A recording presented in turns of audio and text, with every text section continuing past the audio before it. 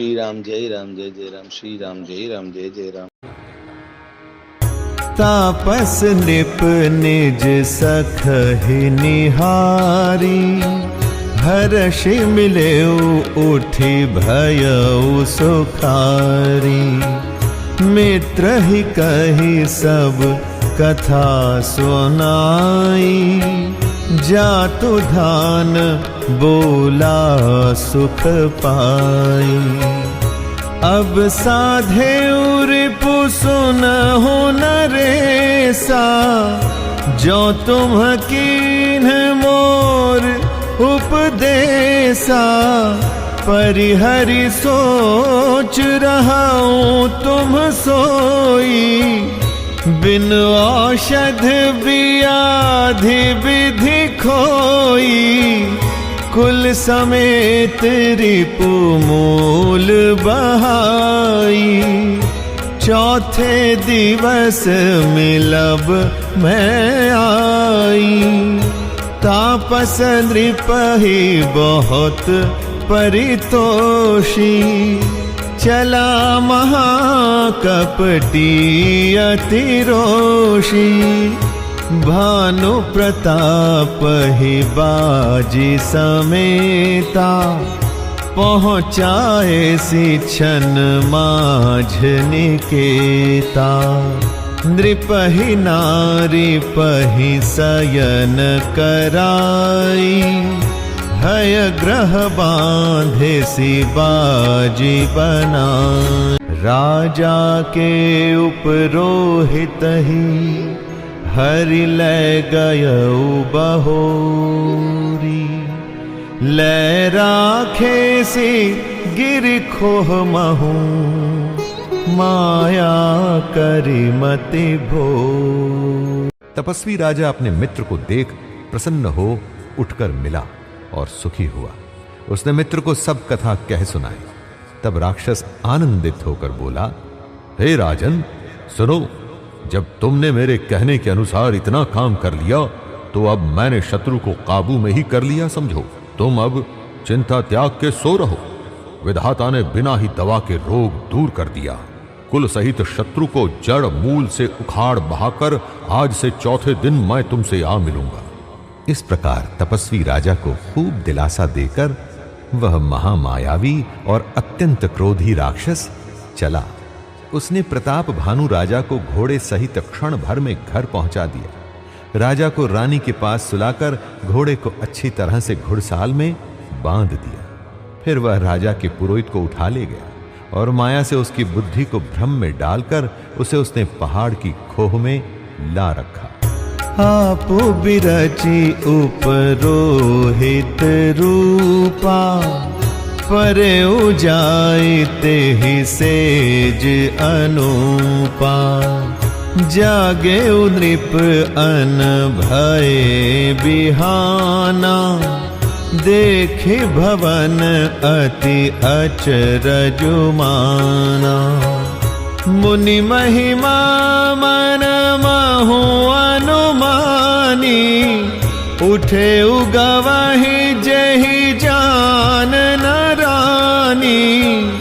कानन गया बाजी चढ़ते ही, पुर नर नारी न जाने उके ही। गए जाम जुग भूपति आवा, घर घर उत्सव बाज बधावा। उपरोहित ही देख जब राजा, चकित बिलोक सोमैरी सोई काजा। जुग समद्रिपहि गए दिन तीनी, कपटी मुनि पद रहमति लीनी। समय जानी उपरोहित आवा, नृपहि मते सब कहि समझावा। नृप हर्ष पहिचान गुरु, भ्रम बस रहा न चेत। बरे तुरत सत सहस बर, विप्र कुटुंब समेत। वह आप पुरोहित का रूप बनाकर उसकी सुंदर सेज पर जा लेटा। राजा सवेरा होने से पहले ही जागा और अपना घर देखकर उसने बड़ा ही आश्चर्य माना। मन में मुनि की महिमा का अनुमान करके वह धीरे से उठा, जिसमें रानी जान न पावे। फिर उसी घोड़े पर चढ़कर वन को चला गया। नगर के किसी भी स्त्री पुरुष ने नहीं जाना। 2 पहर बीत जाने पर राजा आया। घर घर उत्सव होने लगे और बधावा बजने लगा। जब राजा ने पुरोहित को देखा तब वह उसी कार्य का स्मरण कर उसे आश्चर्य से देखने लगा। राजा को 3 दिन युग के समान बीते।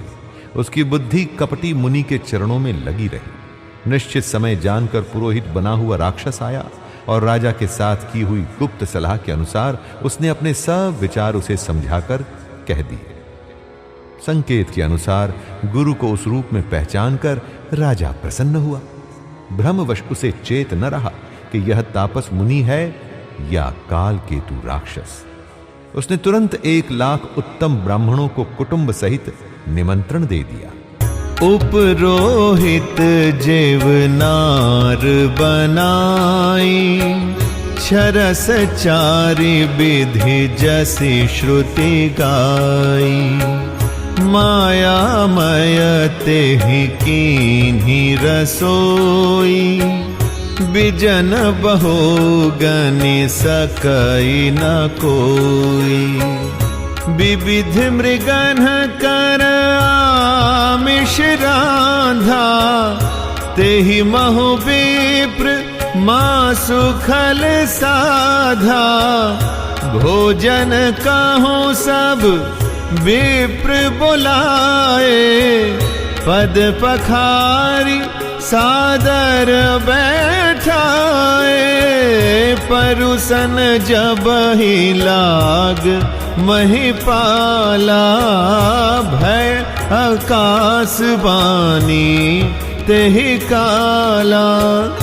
विप्र वृंद उठी उठी ग्रह जाहू, है बड़ी हानि अन्न जनि खाहू।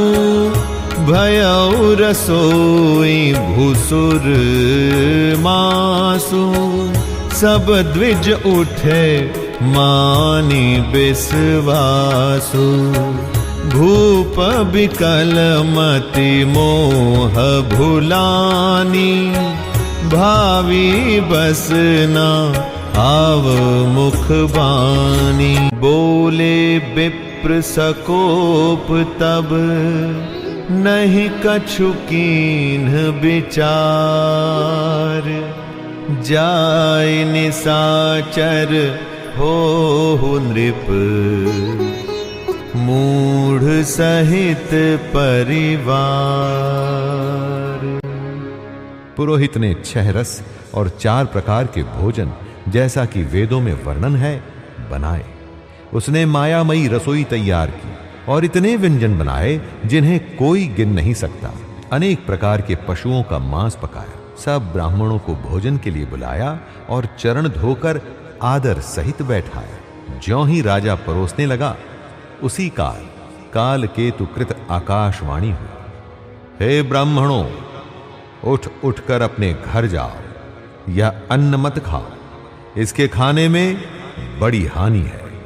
रसोई में ब्राह्मणों का मांस बना है। आकाशवाणी का विश्वास मानकर सब ब्राह्मण उठ खड़े हुए। राजा व्याकुल हो गया, परंतु उसकी बुद्धि मोह में भूली हुई थी। होनहारवश उसके मुंह से एक बात भी न निकली। तब ब्राह्मण क्रोध सहित बोल उठे। उन्होंने कुछ भी विचार नहीं किया। अरे मूर्ख राजा, तू जाकर परिवार सहित राक्षस हो।